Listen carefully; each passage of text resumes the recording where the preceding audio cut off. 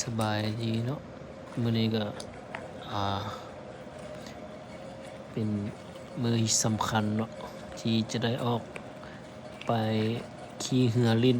กับหัวหน้าและอีกผู้หนึ่งแม่นหมู่และเราก็จะได้เตรียมอุปกรณ์ตกปลาไปพร้อมแต่บ่ได้เอามาเข้าในคลิปนำเพราะถ่ายแต่เรือตอนนี้เรือกำลังสิลงน้ำพร้อมเดินทางในอีก1 ชั่วโมงแล้ว